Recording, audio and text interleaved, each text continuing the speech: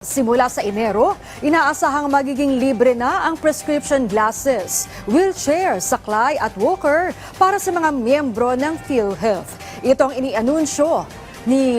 pinakabagong inianunsyo ni House Deputy Majority Leader for Communications, Erwin Tulfo, mula sa naging pakikipagpulong ng liderato ng Kamara sa mga opisyal ng PhilHealth. Ayon kay Tulfo, ginawan ito ng paraan ng House leadership sa pangunguna ni Speaker Martin Romualdez, alinsunod na rin sa hangarin ng Administrasyong Marcos. Karaniwan kasi aniyang idinudulog sa kanila ng ating mga kababayan ang wheelchair, salamin, walker at saklay. At nang makipag-usap sila sa PhilHealth, pinagbigyan naman ito.